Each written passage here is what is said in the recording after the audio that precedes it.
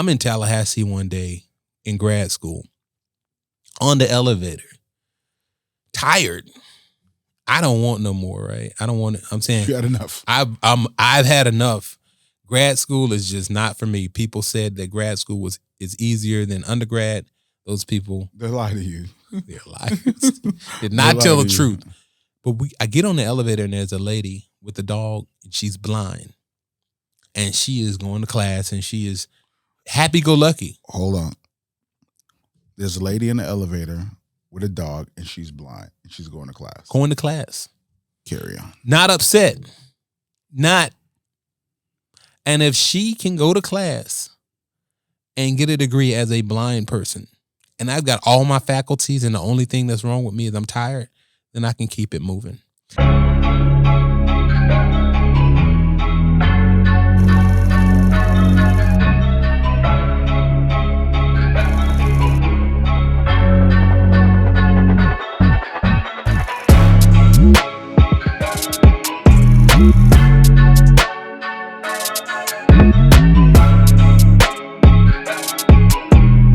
So the conversation we're having right away, Bobby just said it's so difficult of being, what you said, people don't realize that you're normal.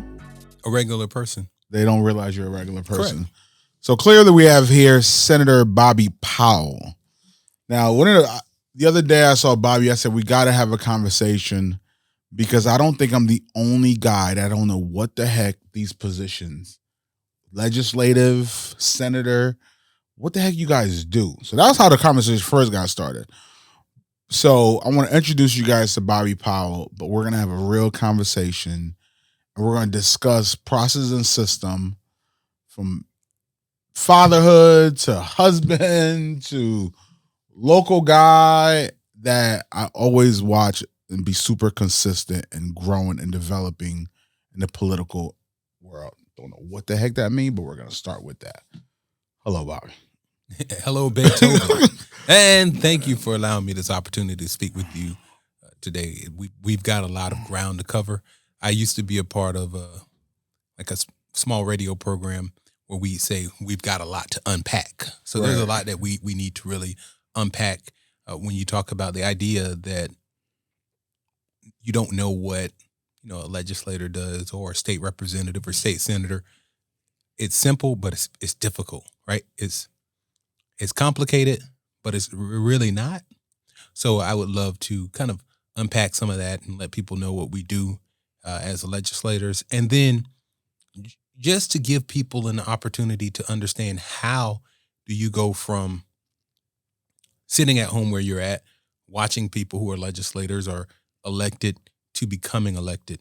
Because there's a concept where I've seen a lot of people run for office, and because I've been in this space for such a long time, some people end up being serious contenders, and some people are just running. And if a person's going to run, I believe that the individual should be serious about what they're doing. The time for business is here. We have to be about the business of being about business. That's simple. So a couple of things. So I want to get started.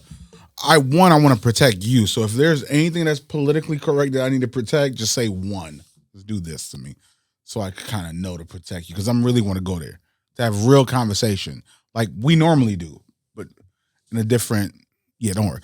Let's go when they all get started. Bobby Powell, born in Riviera Beach? I was born in Riviera Beach. Raised in Riviera Beach.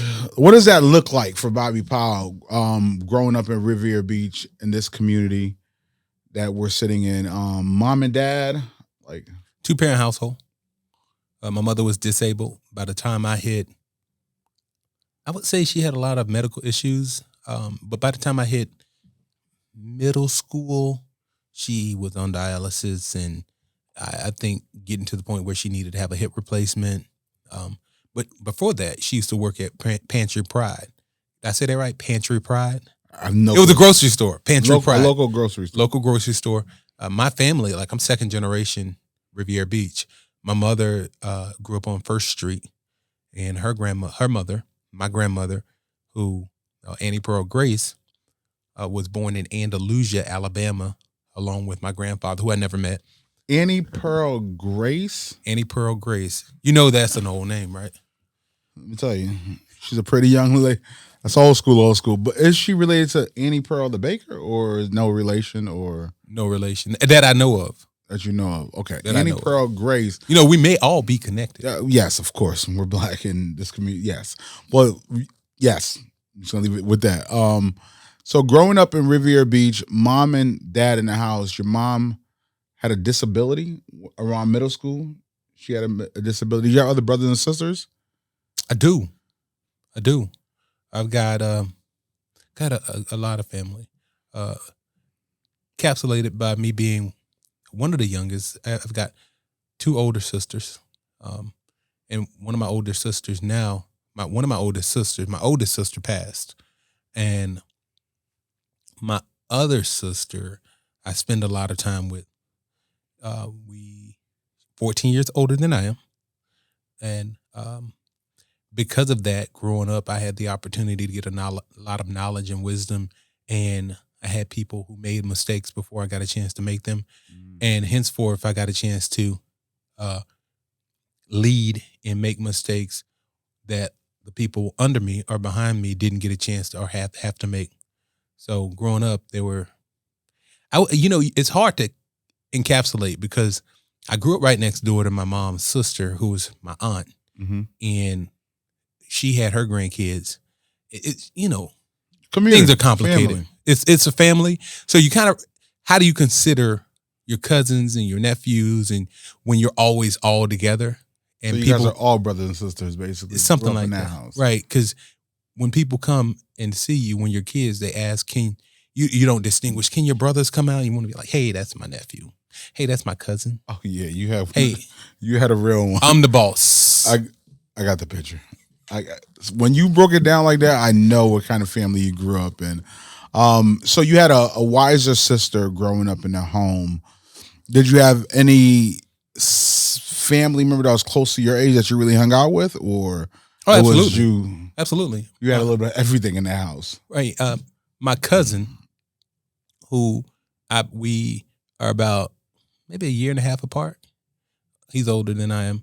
Ended up going to, we went to middle school together, high school together, and then we split up when it was time to go to college.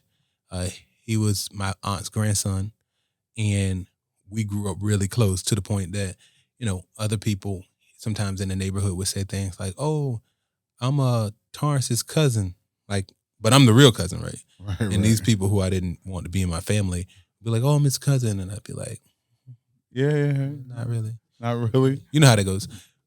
But really, in reality, you want to ask the question. So that's my mama, daughter, son. Tell me how you fit in the equation, because every time we go to something at grandma's house, I don't see you. I don't see you. So we're basically not connected. I'm trying to figure this out. Stop telling people that, because people say, "Oh, you related to such and such," because that's Torrance's cousin. Boy. I don't know what you guys are going through around that time. It's a lot. It's a lot. And a lot to unpack. I definitely want to not unpack that right there. We're going to skip that for another day. But growing up in Riviera Beach, did you go through the Riviera Beach school system? Did you go to local school? And also, were you part of any other activities in the community?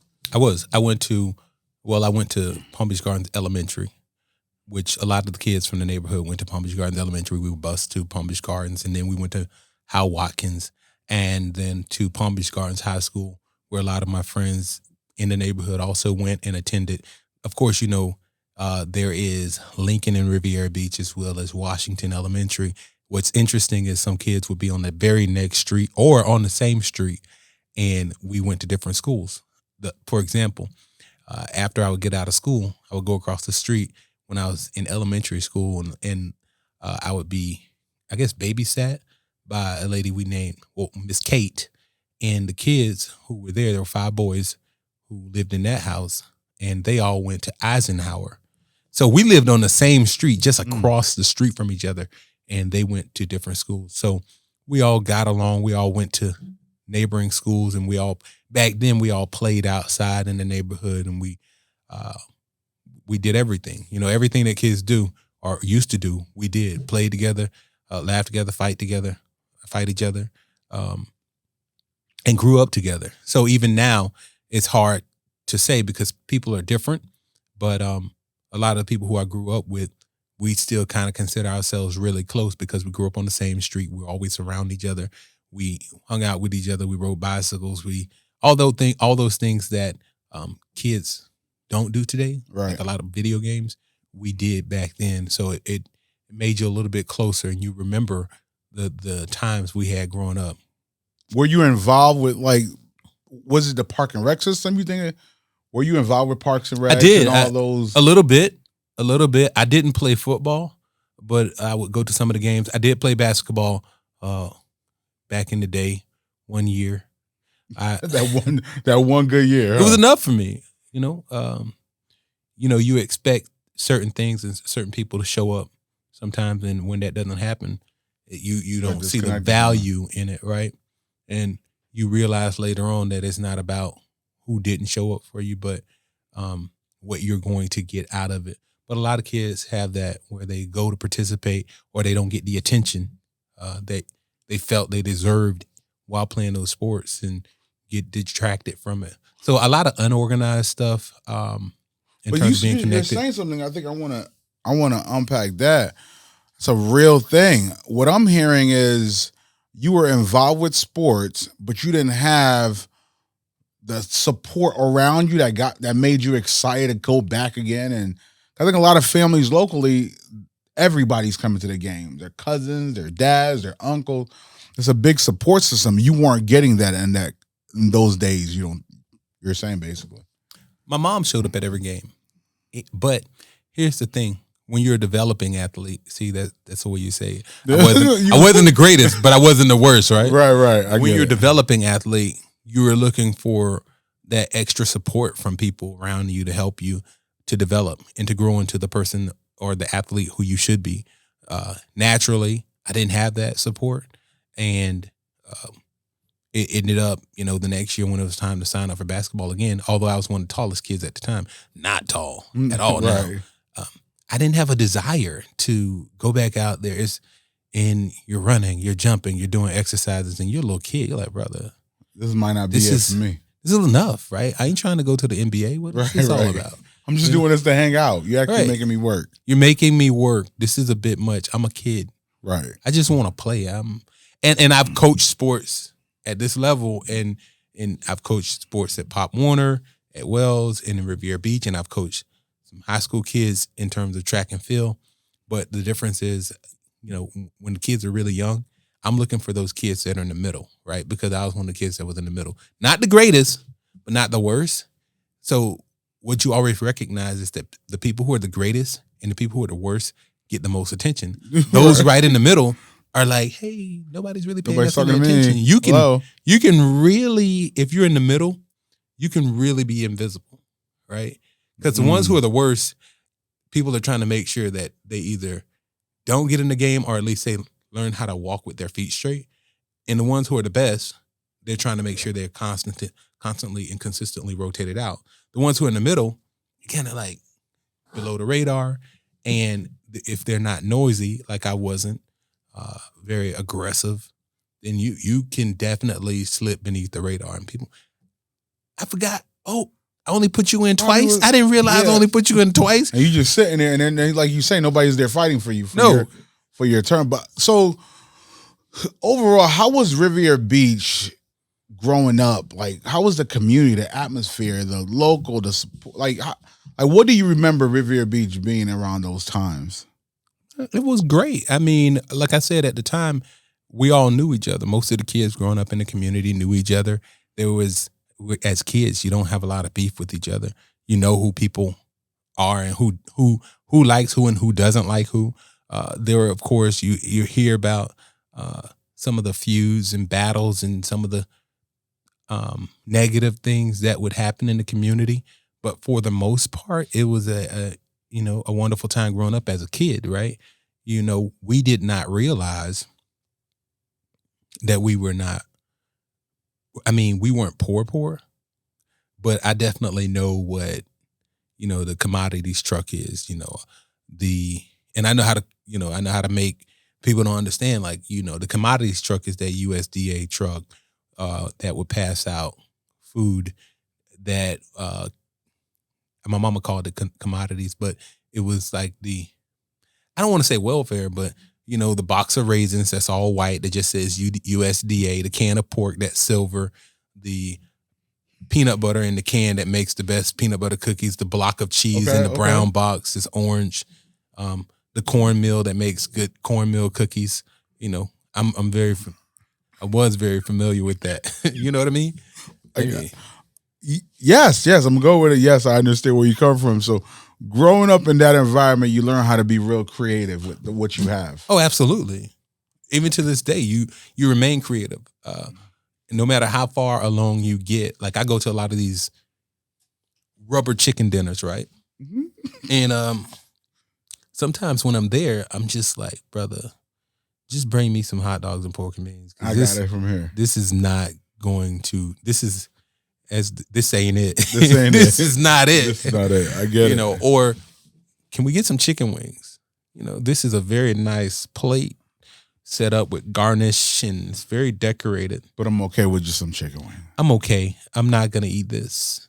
I'm prepared to go to eat after this. Which is sad, you spend $100 on a meal only to leave and have to go to get something from a fast food place. Frequently. That's a real thing. So growing up in Riviera Beach, enjoying what government offered you, the delicacies that they offered you in the can of peanut butter and everything else. Like, how did you get to the point where you knew you wanted to be in this position, or did you ever had an idea you wanted to be in this position? No, so here's the thing, right? It sounded good, right? Yeah. So here's when you know you don't have nothing when you say here's the thing. So here's the thing. Here's the thing. So my dad did construction. He worked for the cable company, and my mom worked for Pantry Pride. So for a bit of time, we always were doing well, and my dad always worked until, I think I was in college at one point when he had an injury that prevented him from working, but he went beast mode. I'll tell you what he did later on. So we were never, the commodity struggle was a real thing, but we were never, I don't look at it as a point like we were so poor that that's what we necessarily ate a lot. Because my dad and mom knew how to make it happen. My dad would cut trees. To this day, at 75 years old, if he had to, he'd go out there and cut trees. But I will say that to know how hard a worker that he was and my mom made it happen. He would bring the food. Now, we would get food from the meat house. People know what the meat house is. It's like Oxtails, this place on Military, or Rosita. And we would get food from, different places to make sure that the meals were full, healthy meals. We ate a lot of, speaking of oxtails, we ate a lot of oxtails. Okay. That's when oxtails were cheap. Other people found that the oxtails taste good. And they had to bring that number up. Come on.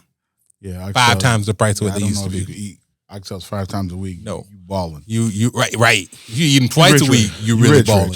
So, I mean, we had it, right? We had it going on because my father and my mother both worked. They made it happen, and they cooked every night. We didn't have the benefit of going to McDonald's because I thought we weren't going to McDonald's because we couldn't afford it. And maybe we couldn't, but my parents liked to cook every night. My mom would say, well, you're going to Clara's Kitchen. I'm like, we're passing McDonald's right there. Right. You're going to Clara's Kitchen. Clara. Right. You're going to Clara's Kitchen. I'm like, we've been there every day. We still eating at Clara's Kitchen? Mom, I want something to drink. You're going to drink some City Punch. City Punch is water. Okay. Kids do not want to drink water all the time. Right. But, it was good for us because, we grew up healthier. We grew up in an era where, and it was so many kids around that, if my parents bought juices and whatnot, we killed it in like one day or less. That was the hit. It's a wrap. That definitely was the hit. It's a wrap. It was like you got a gift. Like it was like a celebration when you get juice in the house. Right. And there was always Kool-Aid around. But kids. But you got to do the work. Who wants to do that? Who wants to go make the Kool-Aid when you could just buy some? I think for us, it was like, even when we got orange juice, it was like exciting. We're like, we got juice. Got you. It's on. We're going crazy off of it. You know how it is. So you make the Absolutely. you make the Kool-Aid. You don't tell your brothers and sisters. You gonna try to drink it all, you hide it behind the water jug, right? So they won't. So that they don't look. They're not looking hard. Yeah, they're not moving. They find that Kool-Aid and it's over. Who drunk all the Kool-Aid? Who drunk all the Kool-Aid? Mikey did. Wasn't that a commercial? Mikey. Right, it was. 100%. It was a commercial. But so I want to know when and how did you get to the point, or did you know from the start that you wanted to get involved with government? Was that a thing for you, or was that like how did that whole thing happen? So we got to pull back a little bit to, I was a track and field athlete in college, and I also when I went to FAMU, and I was never interested in politics. I thought it was boring. And many people think it's boring now. I still do, but just carry on. Oh, it's getting exciting, right? No, I mean, right now, politics is what everybody's a part of. I think the ignorance of politics, the gossip, the chatty patty stuff of politics, people love the sport. But politics, I don't know if people are just like, I can't wait to, you know what, let me not, because I think the sport, the wars of politics, people are excited to see and want to be part of. But is that really politics? Or is that really politics? In a sense, it is, right? Everything is sport. Everything is politics. Like every job you get is politics. It's a part of who you know and what you know. But what you will see is sometimes the people who are the most well-connected get the most reward. So it's not always necessarily the smartest person. And that's what people have to learn about the world. Sometimes people will say things like, I don't care who likes me. I know I'm smart and I've got the skill set. Yeah, but you're not controlling the game. Somebody else is controlling the board. And if you're not liked by the people who are in positions to help you get things done, then you get blocked out. And that's 100%. That's jobs. That is sports. That is politics, right? I don't care how good an athlete you are. If you play on a football team, if the coach does not like you, you're not getting playing time. You may be like, well, I'm so good. The coach knows I'm good. You have a bad attitude. I can score all day and all night. You're not going to get playing time. And you may be able to score all day and all night, but if the quarterback doesn't like you, he is not throwing you the ball. So the importance of relationships. It's all about relationship. So politics it begins with part of that. And then you tie in the let me learn or let them learn what to do. I'll tell anyone, the first part of the campaign is the campaign. Sometimes people start their campaign with the policy. You'll get to the policy, but you're going to bore people to death when you start talking about the inner workings of the tax code and how to change the tax code to benefit.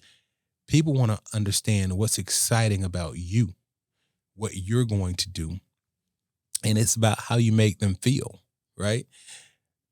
As a person of color, as a black man in politics, one of the most powerful things that people get a chance to see me do is just be, right? Be in the position. I am the first African-American person from Riviera Beach, from Palm Beach County that's black, to serve in the state Senate, right? Oh, from Palm Beach County to serve Palm Beach County. Previously, we had Broward County people to serve us. And I think for us, when people see that, when kids see that, they go, if he can do it, then I can do it, right?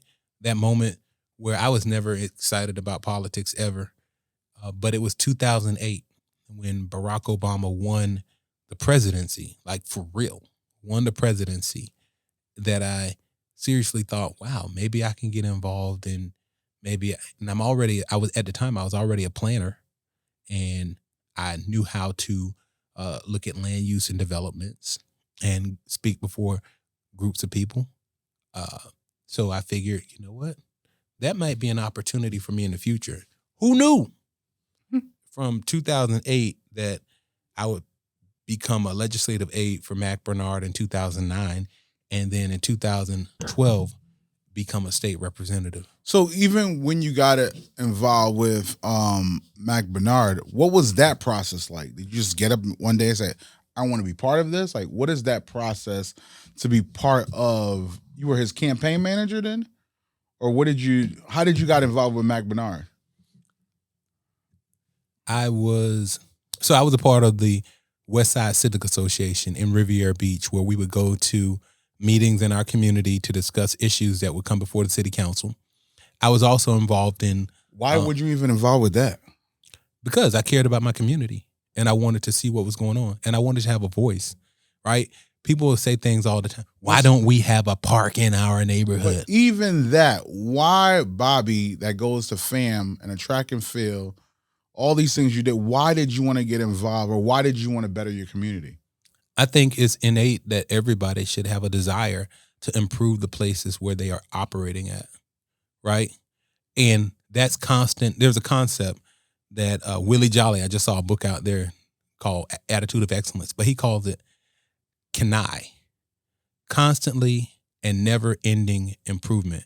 CANEI, constantly and never ending improvement. And when you think about it like that, each one of us has an ability to have an effect on improving the environments and improving the spaces in which we operate. What you're doing right now, by doing podcasts, by providing people an opportunity to speak out, by providing the equipment and the positions and the jobs for people, you are consistently and constantly improving the spaces in which you operate. When you go out and you meet people and you talk to people and you network and you share with them, you're allowing opportunities for improvement and opportunities for not just for you, but for them to improve the environments in which they operate. So it's a desire of mine to always, wherever I go, to leave that place better than it was when I found it. Did you get that from anybody? Did somebody else teach you that? You know, it's something that I picked up from life, from watching my mother operate, going through Florida A&M University, and watching the impact that serving and helping other people had on them, right? Because everybody is not capable of doing some of the things that we are capable of.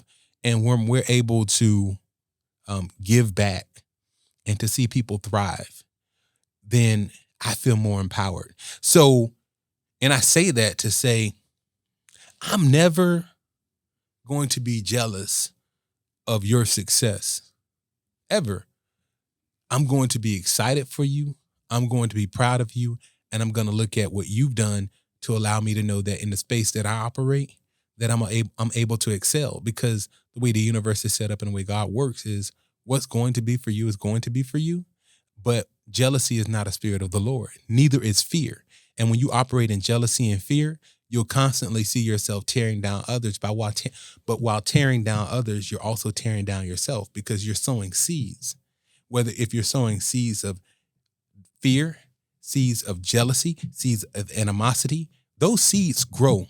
And you think that they're growing in the ground, but they're growing inside of you.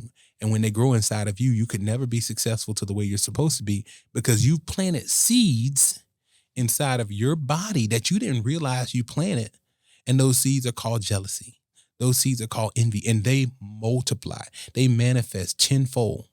And you can't reach the places where you're able to go or you should go when you've planted those seeds. And I can tell you a lot of people here in Palm Beach County who, have planted those seeds. And,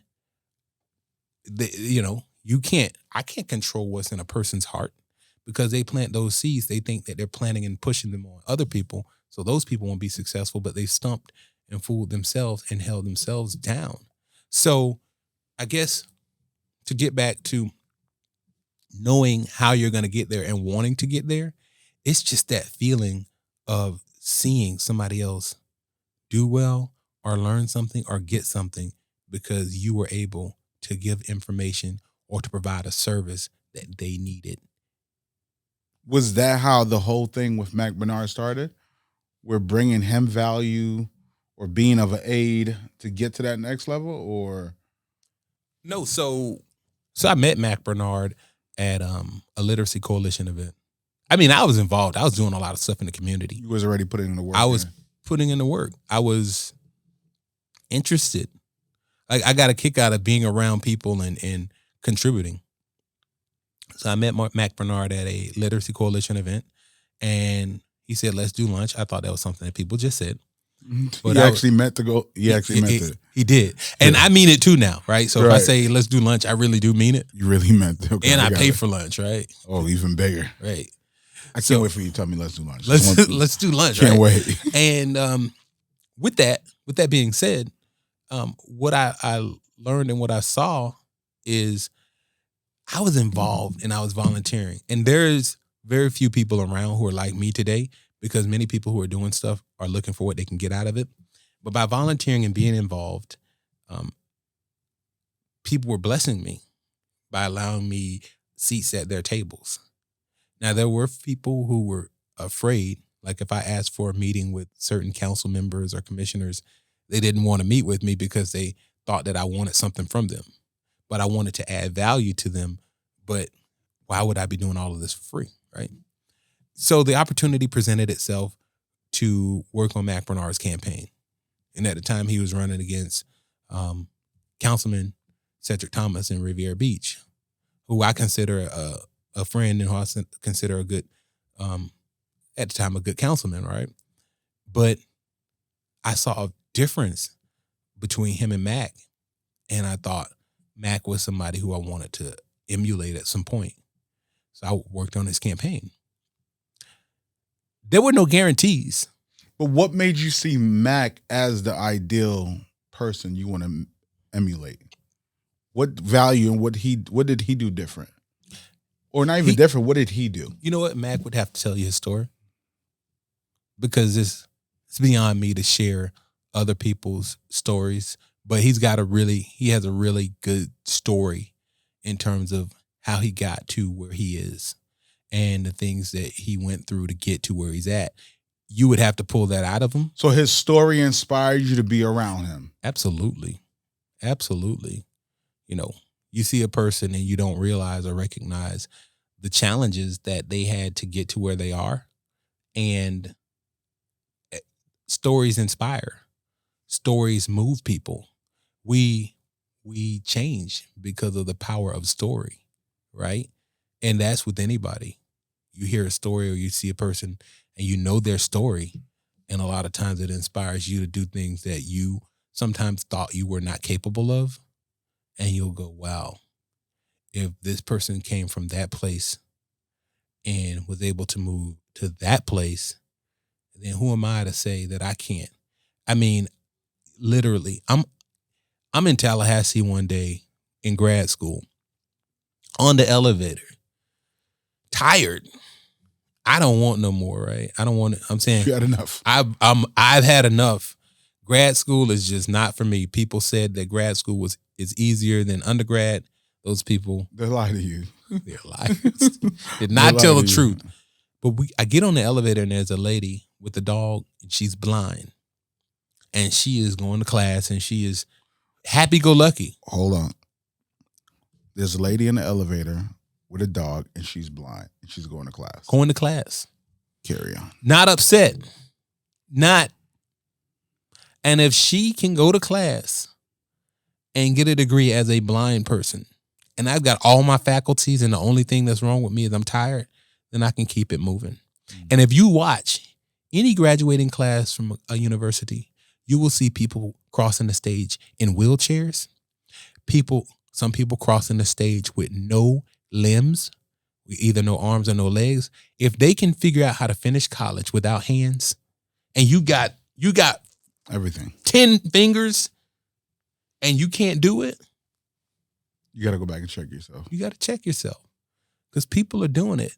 There's a young man, you may know him. He owned a plaza in Lake Park. I can't think of his name off the top of my head right now, but yeah, I know what you're talking about. He used to paint with his mouth. Oh, I never knew that. He was disabled. And he would paint pictures. I believe he painted a picture of Barack Obama with his mouth.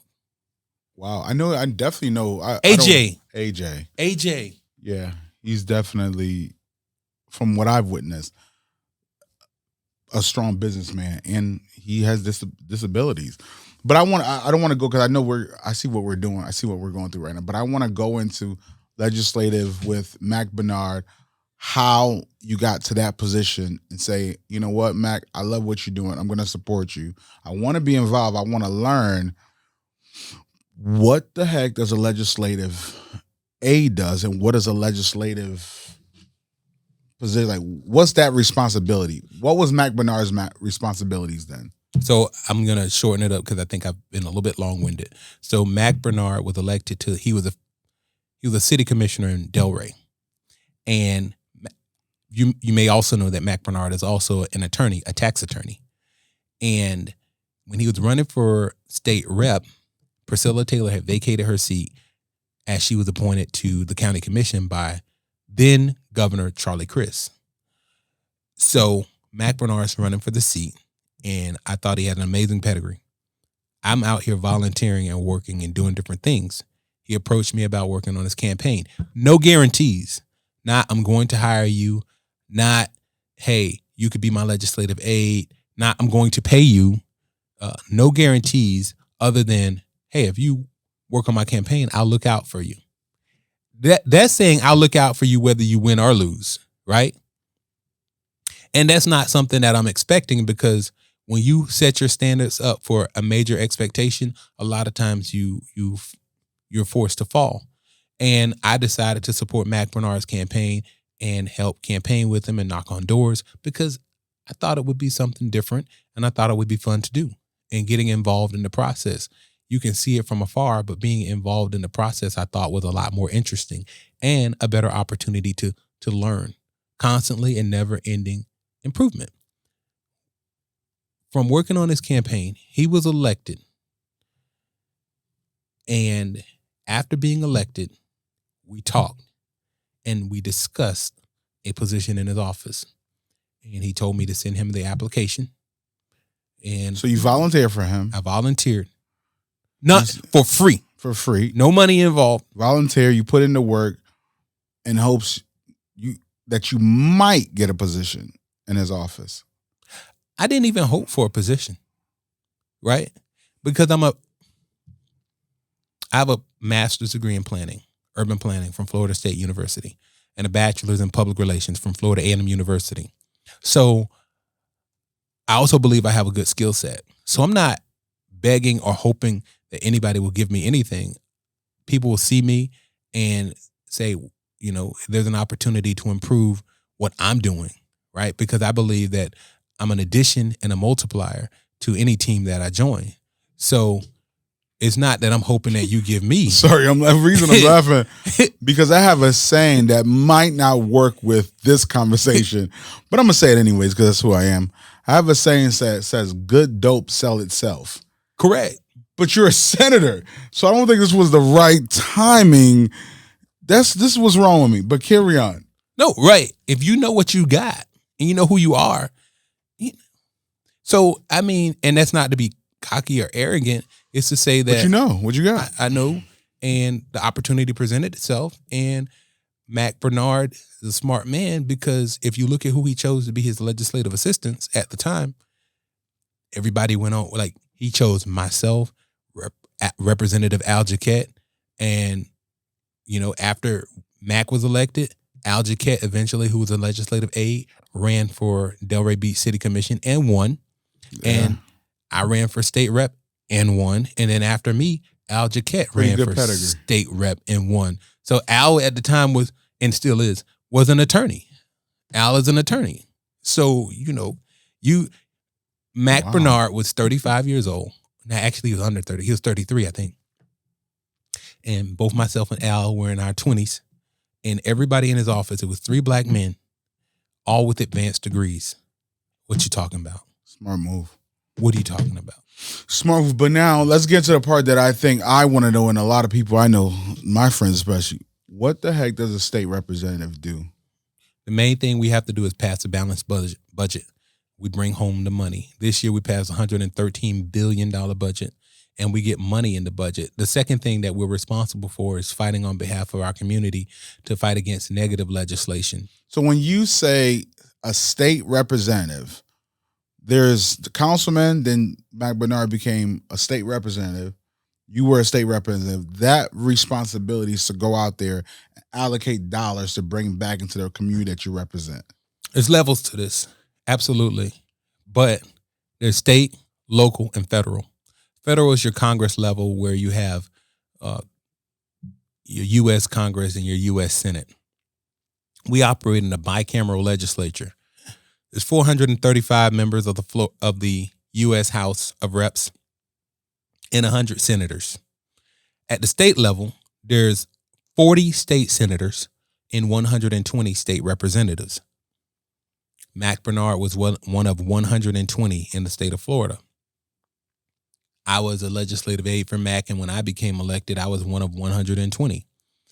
Were you a state representative same time Mac Bernard was a state representative? No. He decided to run for state senate, and unfortunately, this is why we say every vote counts. He lost the Senate race by, I think, 13 votes. I mean, it went to court and everything. And I won the state rep race. And the state representative. You took his seat. I took his seat. I didn't take his seat. I took the seat for the district. You did your job and got the district that you were going for. Right. He was going to go up to be a Senate. Correct.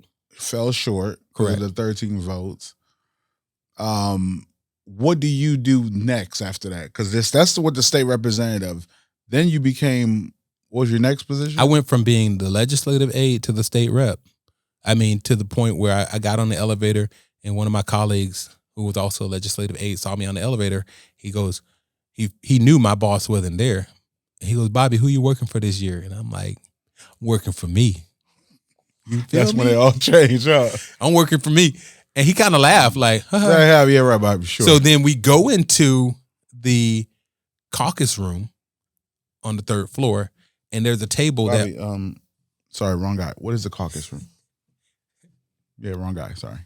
The caucus is all of the Democratic state representatives and their legislative staff. That's where they hang out. So that's where we go into like the war room to discuss strategy or pre-meetings.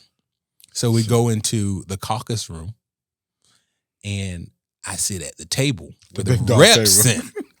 So the guy comes up to me, he goes, "Oh my God, Representative, I'm so sorry." Because you're taught to be very humble, and like, well, at the time you're taught to be humble. These people today are kind of, different. But you're called representative. So I'm Bobby, but they call me representative at the time. Representative. If you're an aide, you're conditioned, no matter if we were just aides together last year, to call the state representatives representative. And he's like, "Representative, I'm sorry, I didn't realize that you were the representative." And I was like, "Brother, chill. I'm still me." I was going to ask you that. When did you realize that you're a state representative? That's a good question. It's a real one. Because Bobby Powell from Riviera Beach, that did all that work, that put in all that free work, that grinded everything. Even, matter of fact, go back, even when you were a legislative assistant, how did it feel to represent and come into that room? Like, because something that you've never seen. Amazing. You're going into the Capitol. So I was happy, right? And people will say, "Well, you became a state representative. How does it feel to be a state representative?" I mean, brother, I'm from Riviera Beach. Everything that I was able to accomplish with the help of God is a milestone, right? When you're from Riviera Beach, although we had a good childhood, my older sister went to college, but she went to the Fashion Institute down in Fort Lauderdale, the Art Institute, and then she went to New York.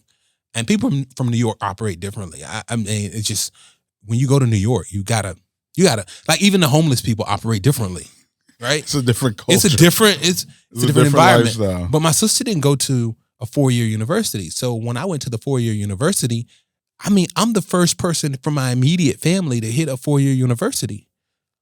What you talking about? So people will say, everything that we're able to accomplish, I'm happy. We talk about D1 when we're in high school. "Oh, I'm going D1. All my friends, I'm going D1. I'm going D1. I went D1 on the track and field team. And 2002, we won the MEAC championship. So I have a championship ring that I wear sometimes, not often. Talk about it, Bobby. I think you're talking your talk right now. Right. So go ahead. Like, talk your talk. Talk your talk, So Bobby. then, Keep going. let's talk about it. The feeling. You graduate from college. Most of the people from home, don't graduate. And then on top of that, it's from FAMU, which is a place that people have heard of because of the band and because of the classic, but they have not attended. So you're like, I graduated from FAMU. I have a MEAC championship ring. I walked on to a track and field team D1 and earned a scholarship in something I don't even do, which was pole vault, right? I pole vaulted. Doesn't sound like a lot of us pole vault. Not at all. I got a scholarship for it. Then to graduate with a degree and then turn around and be accepted into Florida State University, the Florida State, they say, and to earn a master's degree in urban and regional planning, something that I didn't even know existed. So every accomplishment is meaningful, but when you accomplish these things, it's like, okay, we did that. We expected that. We wanted more. I don't know if you want more, but you know you can do, right? So becoming a state representative, I was happy to be there, but it wasn't like, oh my God, I became a state representative, because I knew who I was. I knew who I could be. I once had a problem at a job because I had a job where my boss said to me, you know what your problem is? I didn't know I had a problem. Right. I didn't know. I got a problem? I was shocked. She said, your problem is you think you're here. Like, put her hand over her head. But you're really right here. And my response was, this is all about your attitude. I looked at her and I said, okay, you need me to do something? Like, and walked off. You didn't hear what she said? Oh, she couldn't have been talking to me. She was talking at me. Because the problem with people is we get in our feelings because we think that you think people who are not for you are sometimes going to pour life into you. See, life and death abide in the power of the tongue. And whoever you allow to speak over you, you allow to control you. And when you know whose you are, you don't allow people who don't mean you any good to speak life or to speak anything into you. So my response was, is there something you need me to do? Okay. No? All right, thanks. And walk off. So you didn't hear what she told you? You still didn't? That was for her. Oh, she wasn't talking to you? It couldn't have been, Clearly. Right? Clearly you can't be talking to me.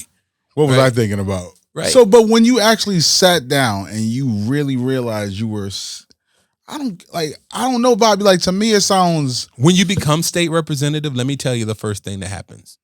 The night you win the election, you get a phone call from your competitors, your opponents, and they say, hey, congratulations. You ran a good race. You won. And I got that phone call from two people. The third person is yet to call, even though I see them now. But it's okay, right? I'm over that. And the numbers spoke for themselves, because the campaign is hard. You go through a campaign and you're dealing with all kinds of emotions. One of the emotions is sometimes the people you're running against, it's hard because you think, this is my friend, or this is a person who I care about. I know, and I don't want to see this person hurt. And in a campaign, if you don't know the person, it's like, whatever. Like when I ran against, well, I don't say I ran against, but when we were in a race together in 2016, it was myself and Michael Steiger.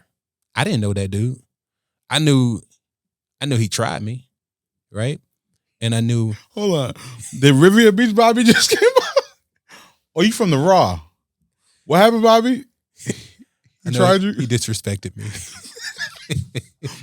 I knew that. Yes. I knew that, right? And I knew he tried me. That was unacceptable. It was unacceptable. Now, how do you guys receive that? Because I see that a lot. How do you guys take the disrespect? You take it. That's a part of That's a part of the game. That's a part of it. That's why I'm not built for this. I'm weak. No, I'm weak, 100%. Because is there a limit? Is there any restriction of what you can't talk about? Yes. My family. And that's why. But who creates that rule? You, or does politics create that rule? People have to know boundaries, right? And when they think it's okay to, better. You grew up. Yeah, whose rule is that? Is that a political thing? You cannot talk about family. It's the universal rule of the world. When we're kids in elementary school, you are definitely good at this. You don't talk about somebody. Your mama will get you knocked out. But in politics, they could say your mama, but and get knocked out, or they still have consequences. There's possibilities for a lot of consequences. Okay. People fight in politics. They may not do it on TV. Unless yeah, we won't touch that. Yeah, we'll just pass that on. So I think for me, I promise you, I never like that process that I've watched several times of just politicians back and forth at each other. And I was always wondering, like when you see him in the elevator, do you just say good morning after he talked about your moms or your cousin and is that like a regular thing? That's the number. I'll go with one for you on that one. Let's just put it like this.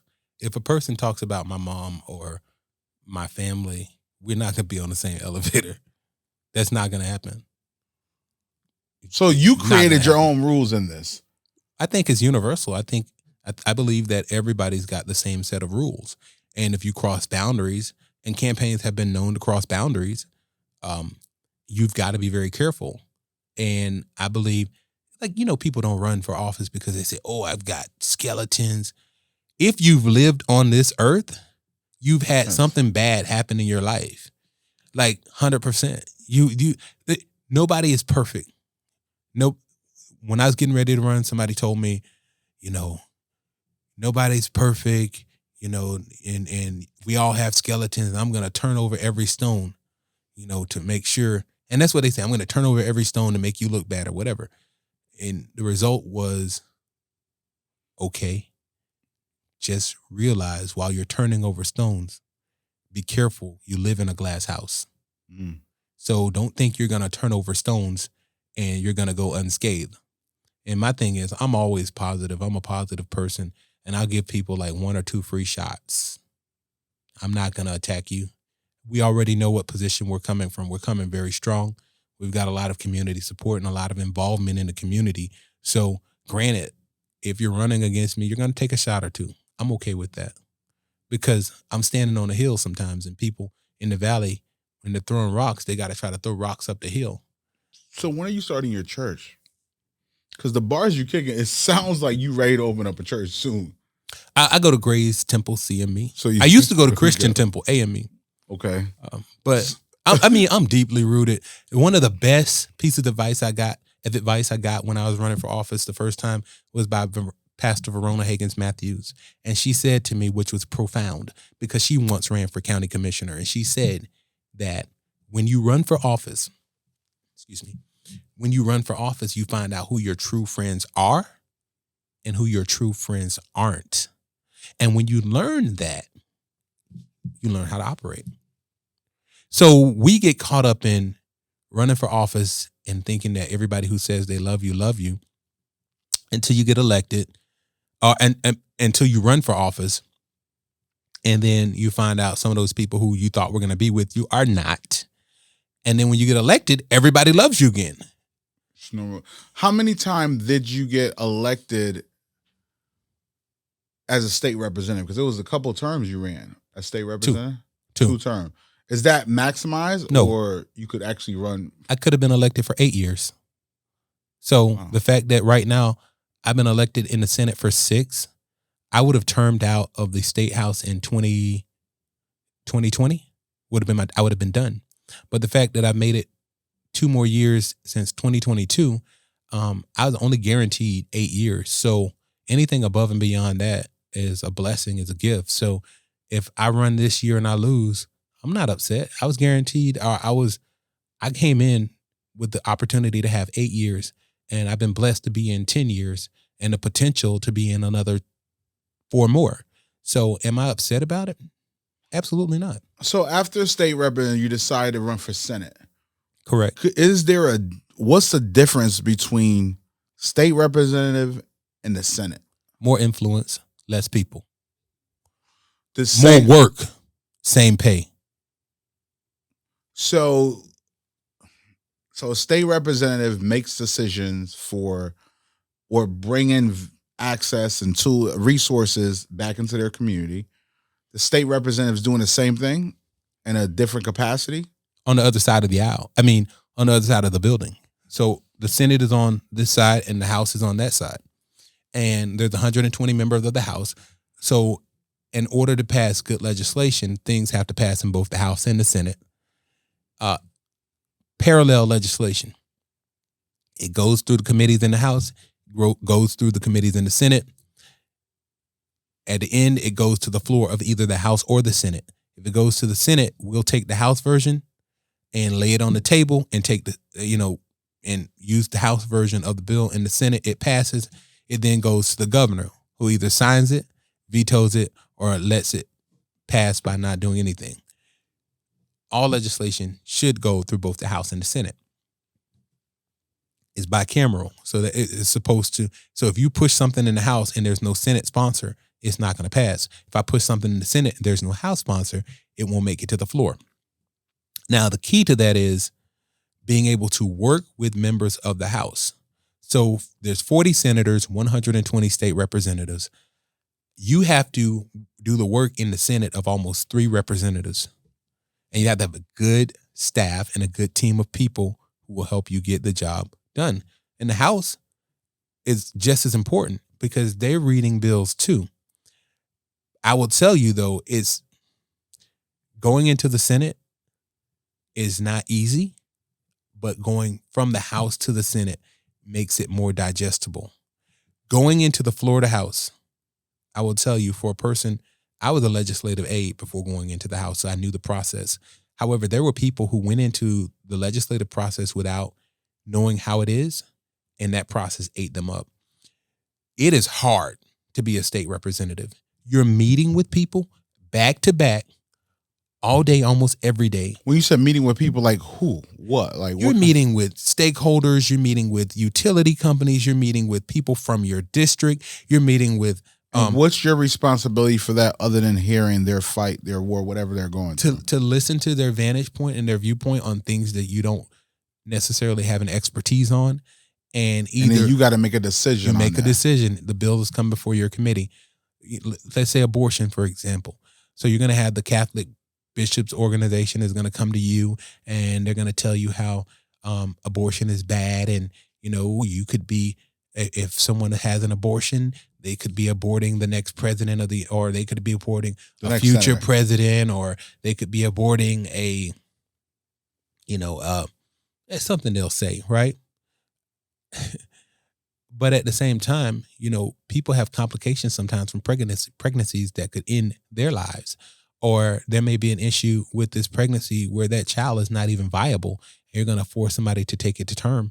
That's unreasonable, but you'll get the side, and then you'll get maybe Planned Parenthood will come and talk to you. So everyone's advocating for their side, for example. And if you're on a committee where there's a few people, let's say 4 Republicans, I'm just giving, this is not how a committee is. It's set up with more people than that. But there's 4 Republicans and 3 Democrats. That's 7 people total. Let's say all 3 Democrats are going to vote against this bill that's an abortion bill, and all 4 Republicans are going to vote against it, are going to vote for it, but there's 1 Republican who is wavering. That person has the ability to change whether that bill moves or doesn't.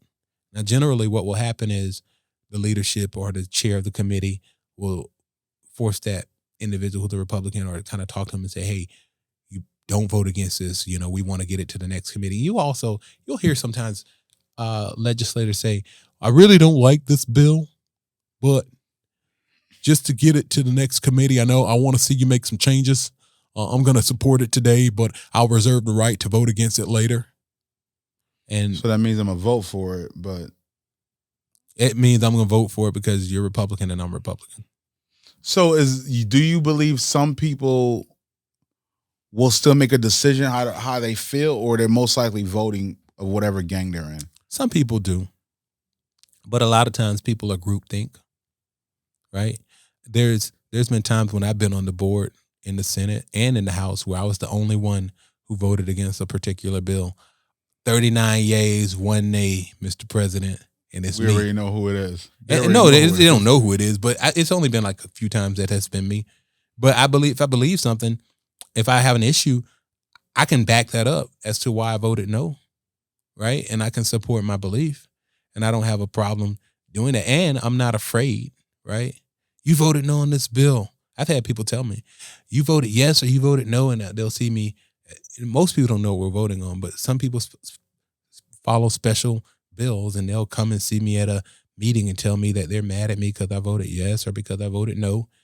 And they'll say, I'm going to find, you're going to have an opponent in whatever year. And that's fine. I'm okay with that.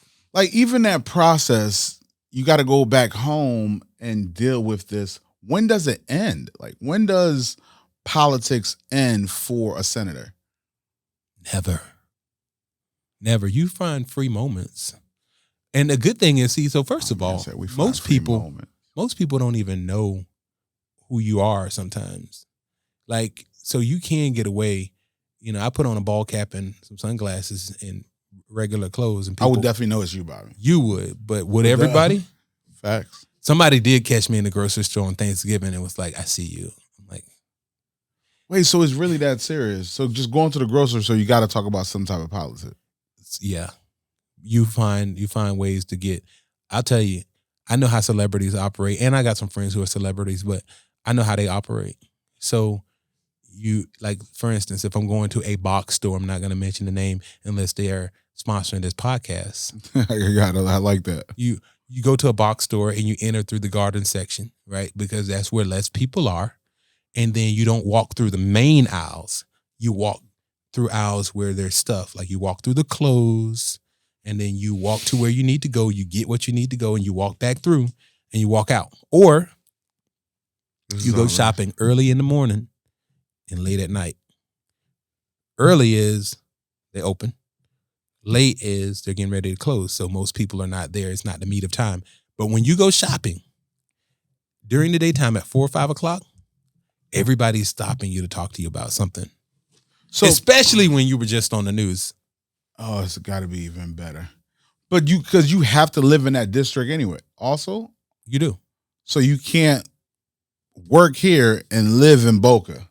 No. You have to live there, so you have to deal with your community. You could, but when they expose you. Yeah, it's a little different. But yeah, right. I've seen a lot of that growing around this community. But even, what about when you go to your family's house? Like, when are you not a senator? So when you go to your family's house, you're just trying to chill. And there are people who allow you to do so. But then there are people who would like to speak about politics or speak about their business ideas. Even Cousin Ray that have never talked politics. Right. But they'll want to talk about business ideas. Oh, you one of those cousins that you get politics and business ideas? You know what it is. Let me talk to you about something. I need a job. Like, no, you don't. Because I can't get you a job. I know I can't plug you in with nobody right now. I know you. I know. I'm definitely not using my name on that one. So where does it stop? Only when you go home and you close your door, you turn off your phone, and that's the only time it stops? You have to set boundaries and limits, because if you don't, your phone will continue to buzz. And if you respond to every text, you have to be okay with not responding to every text. You have to be okay with sometimes people being a little bit upset with you. But I'll tell people, if you text me 7 times or call me 7 times and I don't respond, that means I don't want to talk to you. But, if you hit me once, and people will really text me once or call me once and I don't respond, and they'll see me 4 weeks later with an attitude. I don't know why they have an attitude. Then I have to apologize to them. But in my head, I'm like, you call the state senator who represents more than 500,000 people in the state of Florida. I represent everywhere from West Palm Beach to Royal Palm Beach to the town of Palm Beach, up to Jupiter, Juno, to Cuesta, Palm Beach Gardens, Riviera Beach, Mangonia Park, all these different areas, Lake Park, 500,000 people plus. So it's totally different from a councilman that represent Palm Beach Gardens. You represent all those communities, so you have to meet with all those communities. We do. Are you meeting with the leaders in those communities? Correct. Or more bit? So you're doing all of it. Wow. Business leaders, community leaders, city council, city administration. Generally, after legislative session, we go and do a legislative update to every community.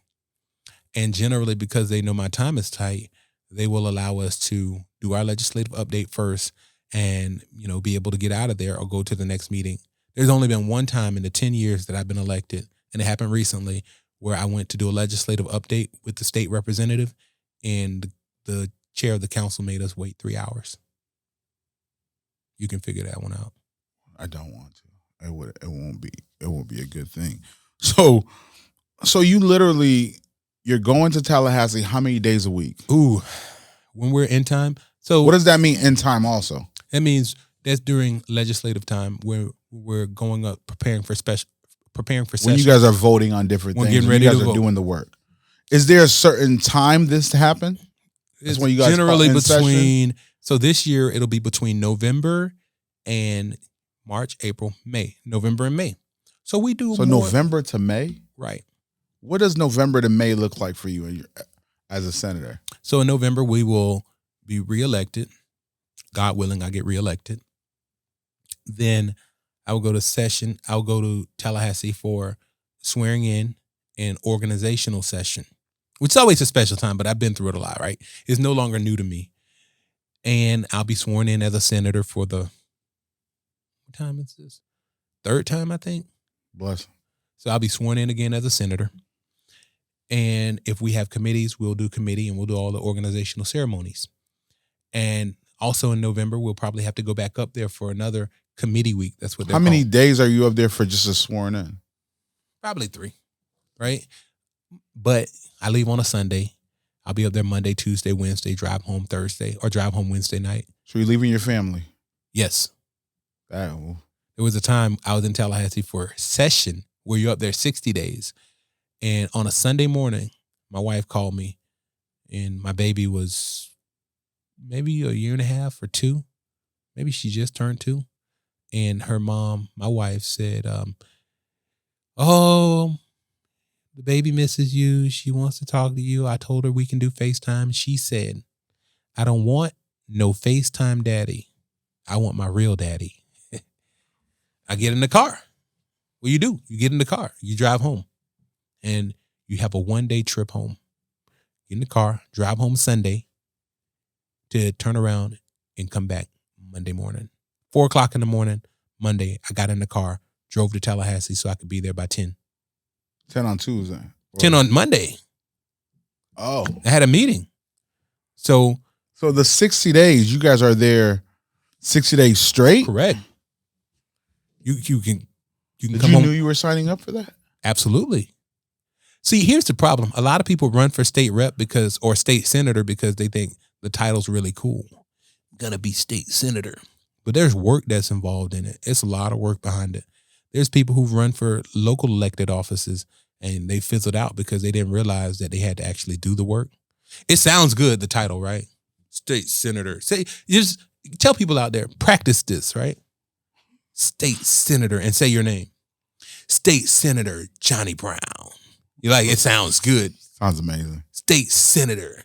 And then stay up tonight.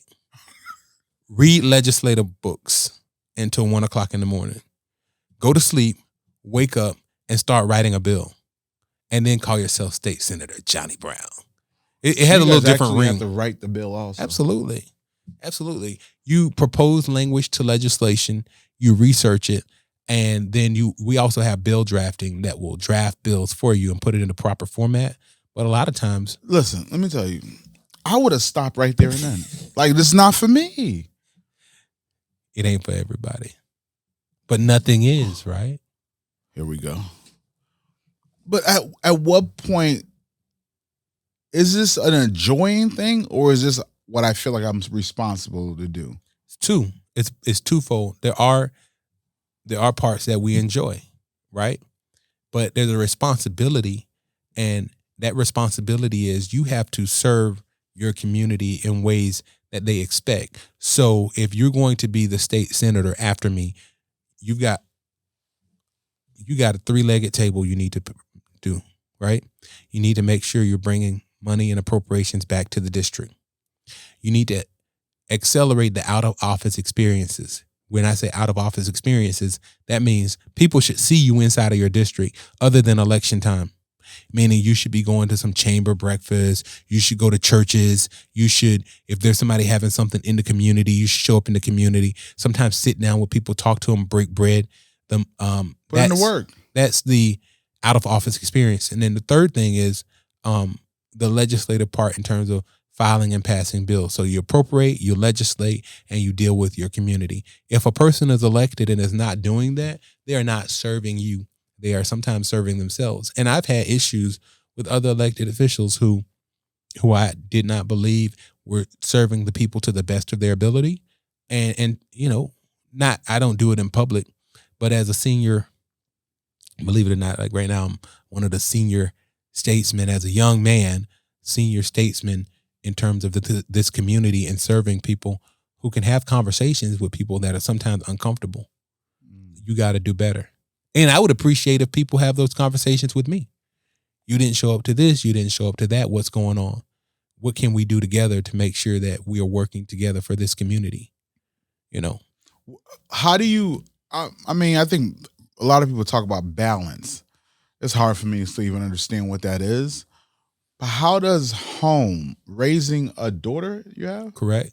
Raising a daughter, newly married, what you about 3-4 years now? Don't worry about it. I'm gonna save guys. I want to save guys with that question. Don't worry. I know, right? Yeah, let me just. It's been a minute. It's been a minute. You guys are married, but how do you create? I guess it's balance. I'm supposed to ask. Correct. Like, how does that happen? Because you're gone for 60 days out of the year, Monday through Friday, but you go home in the weekend. I'm assuming that's how it goes. Right. Like, how being away from home? How challenging is that? It's like playing sports, right? If you played in the NFL, you would have to be away from home while you're in season. So when you are home, you make the best of it. You enjoy those times when you're home. And like when you're not in session or you're not going up there, you really enjoy those times, right? You spend that time with your wife and your daughter and you have family time. You sit and you eat dinner at the table together, right? You go places together and you operate together. And the outside world, sometimes you have to have family time. You put the phone down, right? You put the computer down. You enjoy each other. Enjoy just being. And a lot of times people don't get that. I got a call Sunday from someone talking politics. And at some point I just was like, hey, my daughter is standing here while I'm cutting collard greens. And you're telling me about somebody else's campaign. I was like, I don't know if you're getting what I'm saying. It has to be that real now. You're calling me about another person's campaign to tell me to tell somebody else. You're calling the state senator, right? There's U.S. Congress. No, that's the president, U.S. Congress, state Senate, state House, county committee. You're calling me on a Sunday while I'm cutting greens to talk about somebody else's campaign. So people don't have, sometimes, common sense isn't so common. Definitely not. That's a fact. When do you get to disconnect though? Because you have to now make that decision. Like, I'm not even going to deal with this political thing because I'm taking care of my family. When you get home and you turn that phone off and when you choose not to answer, everything is a choice. Life is a choice. No, I'm not going to say that. Somebody said that. Remember what Kanye said? Everything is a choice. Oh, yeah. The phone is a choice. Whether you pick this up or not, that's a choice. If you decide to pick it up and respond, that's a choice. Oh, if I don't text such and such right now, they're going to be immediately angry with me. I don't see how that's a Bobby Powell problem. How you feel because I did not text you immediately is not my problem. And when you see me in the streets and you say, I text you, or the best one is, I emailed you yesterday and you didn't respond. God bless.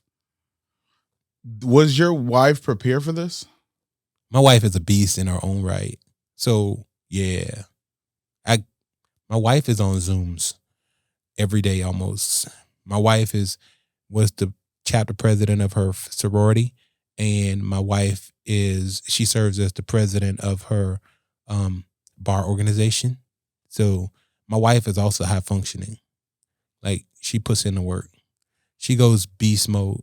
Sometimes people don't even know that. Like they see her with me and they're like, "Oh, y'all are such a cute couple."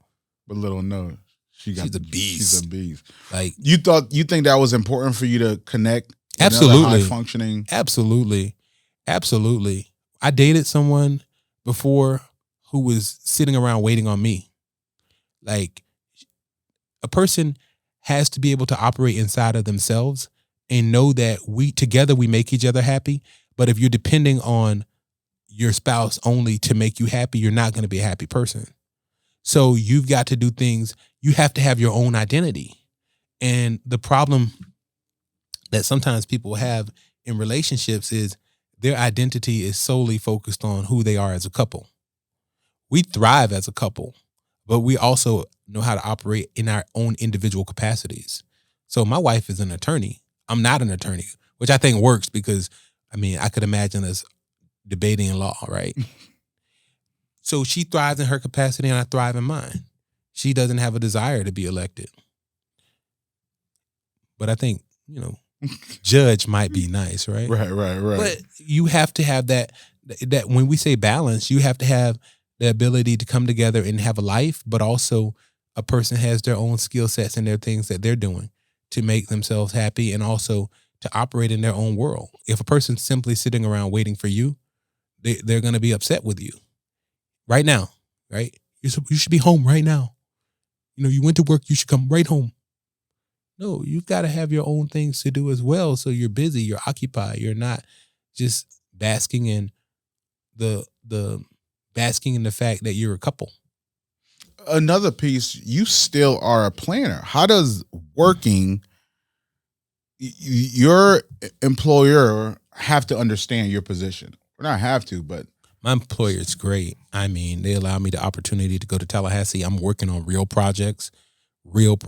We just finished doing a 2 million square foot Amazon building. We are working on a number of large scale projects, and I'm immensely involved. And but when it's time for me to go to Tallahassee, I'm able to work with other people in the firm and on the team to pass some of those projects and to go to Tallahassee. So you're in Tallahassee working on the projects, still dealing with home. So you just decided to be a superhero. You do what you have to do. You make things happen. It's what Les Brown says? It's possible. It's possible. Impossible is nothing. Possible.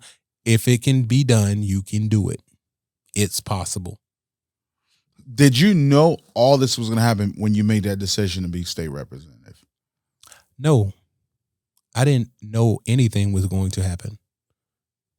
I went for the ride. I didn't expect anything, so I wasn't disappointed in anything. So when you don't expect certain things, you're not disappointed. Maybe I should change that, because I believe if I work hard and if I do the right things and I'm in the right places, I expect great things to happen to me. I do. But I'm not set up on, if something doesn't pan out, that I'm going to be disappointed with my life and say, oh, that didn't work. I'm so disappointed. I'm so dismayed. How can I move forward? Things happen. Bad things happen. Good things happen. When I was elected, I didn't expect for my nephew to, be hit by a train. I didn't expect for my sister to pass away. I didn't expect for, one of my cousins who was younger than me to pass away. You don't expect those things, but life happens. And when you know that, you can't get caught up in it. It hurts, but you have to figure out how you're going to move forward, and you have to get it out. You have to recognize and realize that this is a pain that doesn't go away today, and it's going to be with you for a long time. But you have to learn how to operate in that pain and still to go to your purpose. Knowing your purpose and sometimes not asking for permission to operate in your purpose allows you to be successful. The problem that a lot of us have is we think we have to ask for permission to operate in our purpose. So you've got this dream. God has given you an idea and you want to go after it. But you think before I do it, case in point, young man who wanted to run for state representative talked to me, but said he had to ask his boss at the time if it was okay if he did that. He's asking for permission to operate in his purpose. The way it's supposed to work is when God gives you a vision, whether you are successful or not, you go after it, because the growth is not in the success. The growth is in the process. Deep. Think about it. When I ran for state rep the first time, I was prepared when I ran against Michael Steiner for Senate in 2016, because the first time I ran against somebody who I considered a good friend, and I ran against someone who was the head of, I ran against three people, the head of like some Democratic clubs, and then against a man who I didn't really know. But the challenge was the emotions of dealing with people in the community who said, I know you, but I know this person, and I'm just going to support this person. Or, you know, people who stopped taking my phone calls, who were setting up, like people legit were setting up fundraisers for me. And then another person got in the race and they were like, oh, I'm not going to even take his calls anymore. But the minute the election was over, they called me and they were like, yo, I see you won your election. Hey, do you have any extra campaign money for my 501c3 program? Before we go, I'm going to leave that one alone. What? I probably shouldn't have said that. It is what it is. You're supposed to say it. The young kid that's in Riviera Beach right now, that's super ambitious, that's anywhere in the community, that's super ambitious, that want a lot of things out of life, that's willing to put in the work. Is there a secret? Yes. What is that? It's a 4-pronged approach. What I live by. 1, 2, 3, 4. Number 1, that person has to make a decision. I don't care what you want to do in life. If you make a decision, you don't say, I kind of sort of might. You make the decision. I've seen it everywhere. From people who, okay, MVP, Hassan, I can't think of his last name, but I know him. He got out of prison and said he wanted to go to the WWE. He was bouncing in clubs in Miami. He was wrestling on the popcorn circuit or whatever. He made a decision that he wanted to be in the WWE. He developed a plan. He got there. You make a decision. I know I got friends who I ran track with who wanted to be in movies. Will Packer, I didn't know him before. I knew him when he made a movie called Trois, whatever it's called, when I was at FAM, but I didn't know him. He became Will Packer, right? Melissa Mitchell, she's a fashion designer. We were in classes together at FAMU. Walter Dix, a number of people who I was around, they made a decision. And then the second thing you do is you have to have a plan. If you commit a plan to writing, you've now sent a letter and a message to the universe, and you've committed it to paper and to your memory in terms of what you want to do. You have a plan. You made a decision. Now you have a plan. That's number 2. Number 3, this is a hard one. And I'll show you these steps. Number 3, you have to find somebody who's selfless as opposed to selfish that will help you get there. Selfless as opposed to selfish who will help you get there. And then the 4th step, this is the hardest step, but the easiest step. You have to go. You cannot accept no for an answer. You can't say, oh, well, I'm scared. You can't say, well, what if I fail? Because if you fall, you got to be able to jump back up. If you show me somebody who's never failed, I'll show you somebody who's never really reached the pinnacle of the success they're supposed to have. You got to go. So look at me, my steps. Okay, 1, I made a decision. I was going to run for state representative. I actually, when I got involved in politics, I was going to run for office one day. I didn't know when. Number 2, I had made the decision and committed to writing long time ago. I can say long, right? Yeah. A long time ago, I did an extra credit project while I was in journalism school to be, to get my grade up. Professor Wilson made me write a paper with the steps to become governor of the state of Florida. He really made me write this, and I turned it in. It was missing a lot of stuff, and he made me go back and redo it. But I committed it to writing. So when it was time to run for state rep, I wrote down some of the things and some of the plans, how to get there and how to execute. Walter Bond says, think, dominate, execute. Execution is key. I had a written plan. Number 3, I found somebody who was selfless as opposed to selfish who helped me get there. Mac Bernard was selfless at the time. He was running for state senate and he didn't make it to the finish line, but he was not jealous or envious of me making it. He was happy and proud that I did make it, and he was successful still. Although he wasn't state senator, now he's county commissioner. Being defeated in the state senate race did not make him lose who he was. And then the 4th thing I had to do was I had to really go and resign from my position as a legislative aide, go file paperwork with the state of Florida, Department of State, to run for state house and get a campaign manager. I had to go. I had to jump. It was that simple. It was scary. Absolutely. Absolutely. If you're operating in your comfort zone, you're never going to see growth. There's no growth in the comfort zone. Nobody sitting in their comfort zone ever grows. Feeling the shoes that Mac Bernard had set there, was I going to be able to do it? I don't know. But what I knew I wouldn't do is I had a family. My mom, who passed away much earlier, but I had a father. I had my aunts and cousins and nephews and people in my family watching me, that I refused to make my family look bad. And Mac Bernard had given me this opportunity. I refused to make him look bad. And then I was 30 years old. As a 30-year-old black man, I refused to allow people to see us fail in that spot, because if I messed it up, then they wouldn't give somebody else who looked like me the opportunity to be successful. And at least it would become more difficult.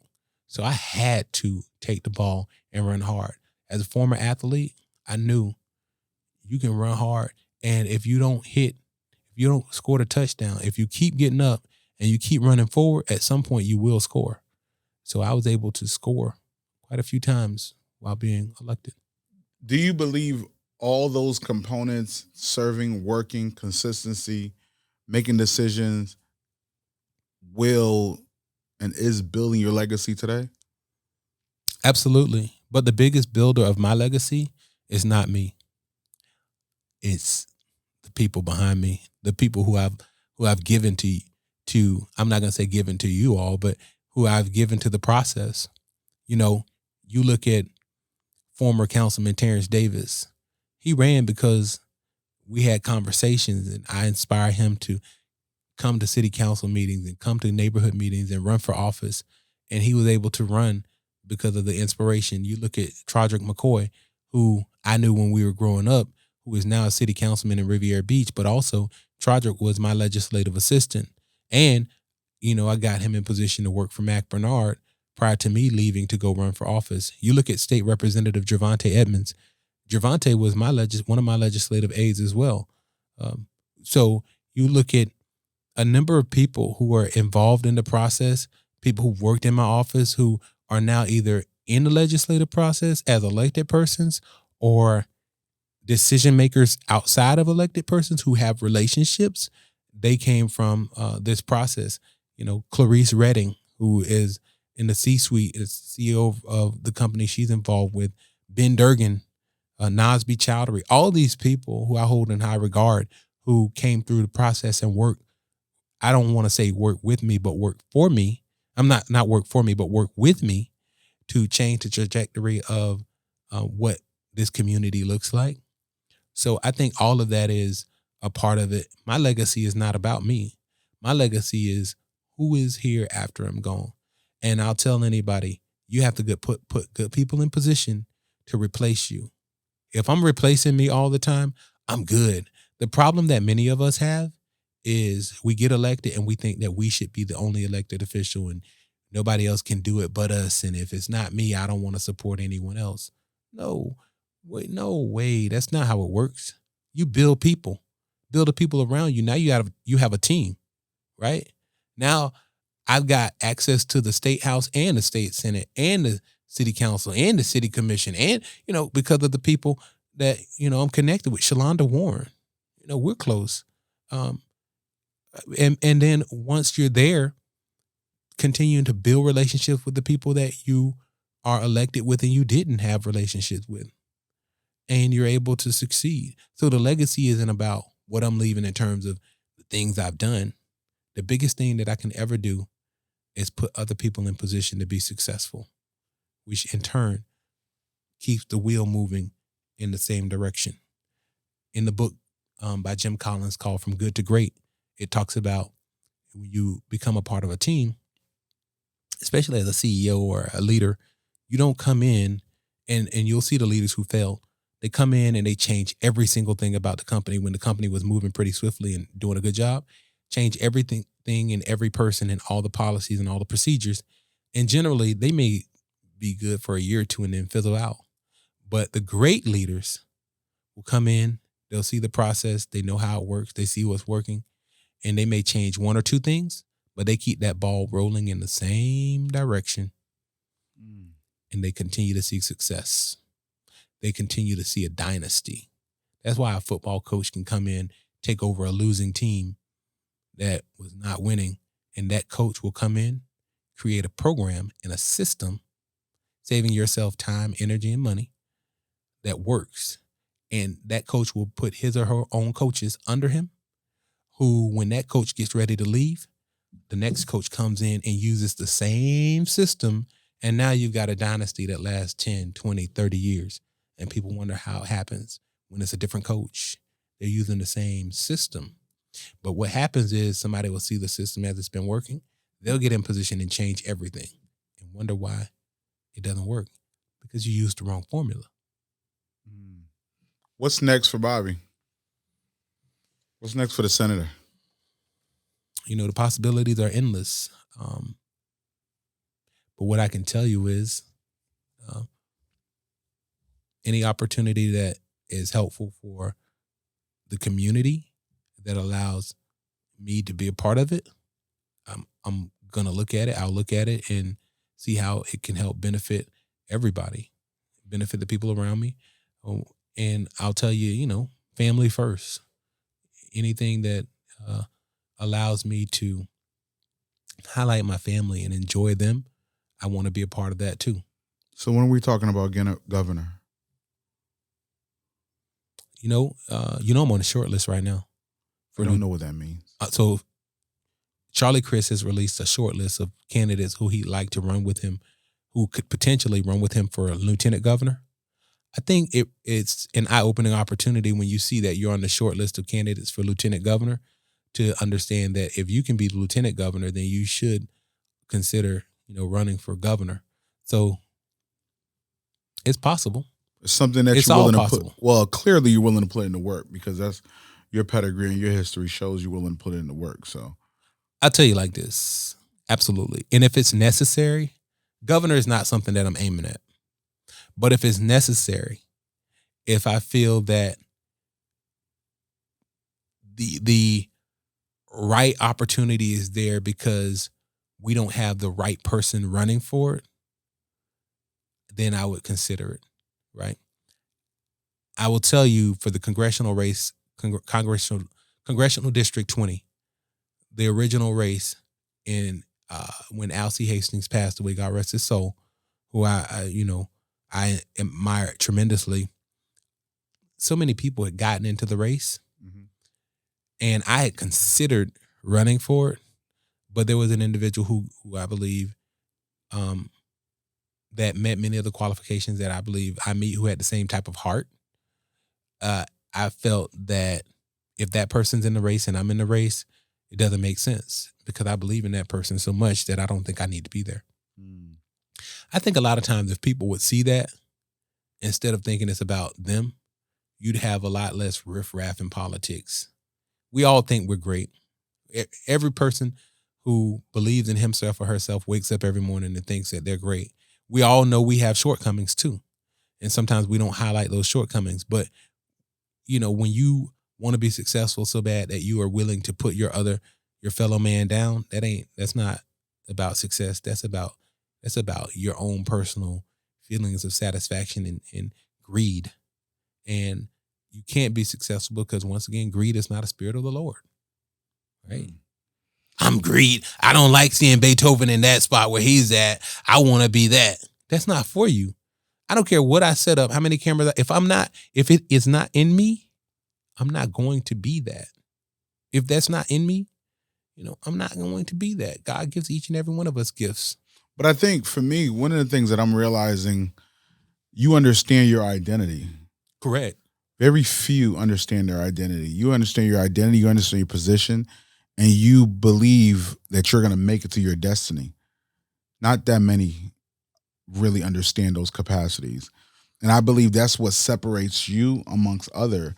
I watch the compassion. Maybe it's not that word. I don't know. I watch you when you're in the chamber meetings and when other places that I see you, the love and that I see that people truly like I don't think it's a political love. I think it's like they really enjoy it. They love what you're doing, the work that you're putting in. And I think you represent the community well.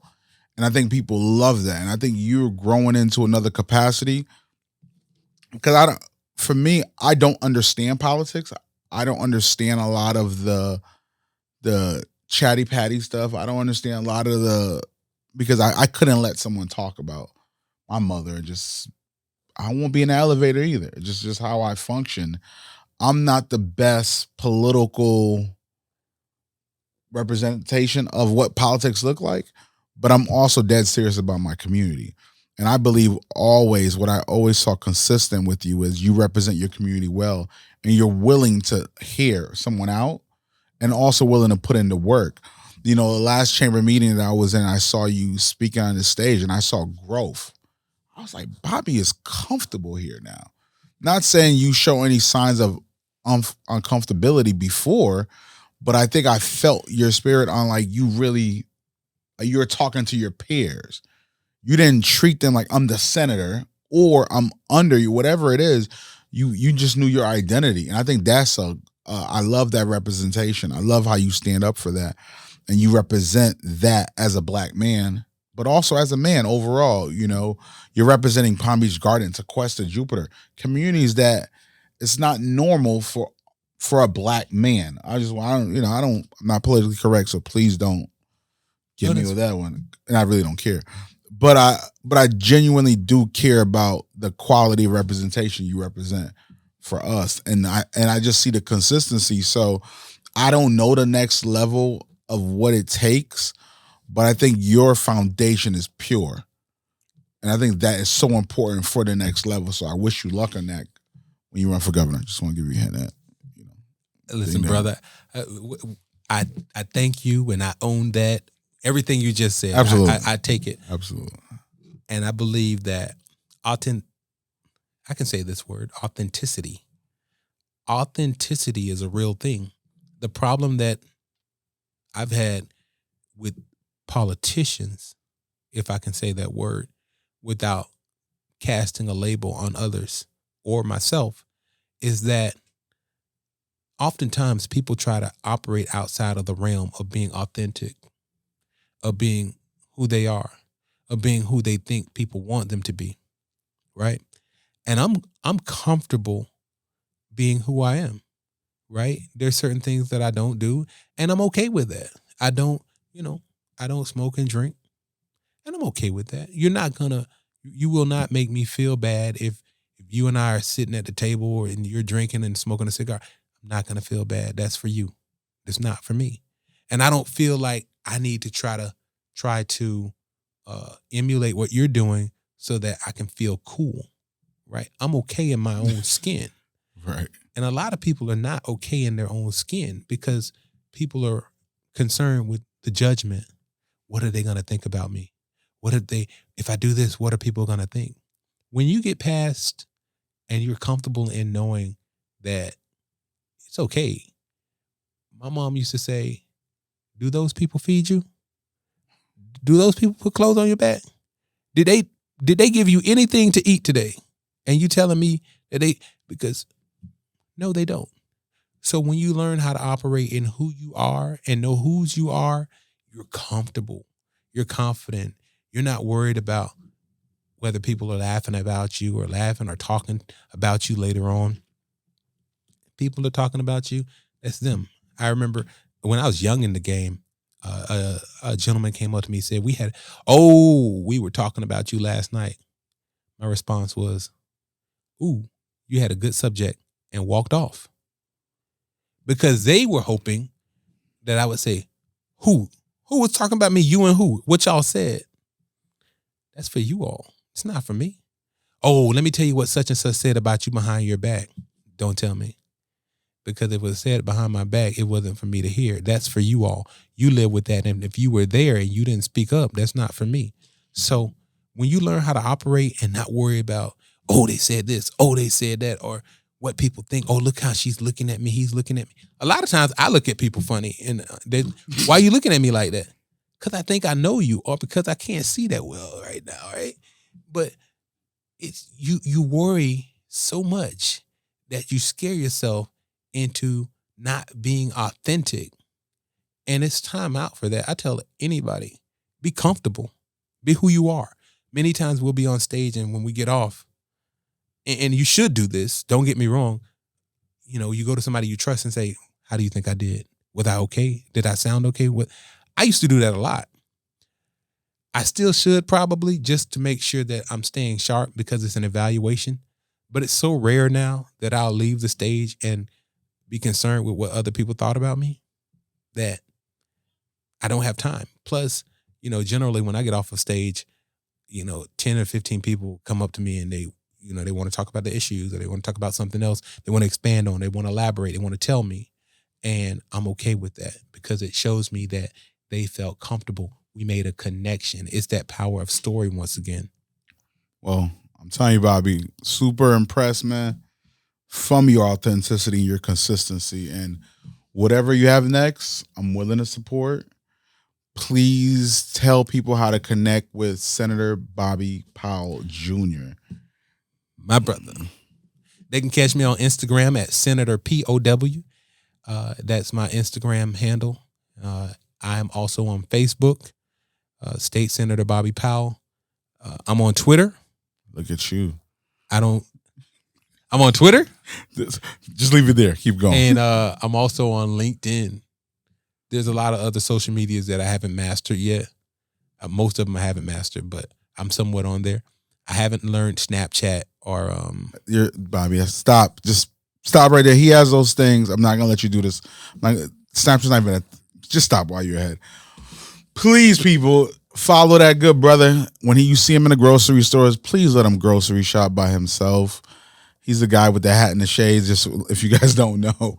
No, but thank you, Bobby, for coming by, man. And one thing, like I said, my goal was to really let people understand, especially my community, they have no clue what these titles are. Correct. This position, and I hope they got some clarity now. But let me do my homework. I'm supposed to say, please, everybody, like and subscribe, share, do all those nice things. Definitely log on to Hustler's Testimony. Check out the merch. Check out a couple things that we're doing. We're planning events. We have a lot of great things coming up. And thank you, man. Hope to see you again when you're running for governor. God bless. Good night.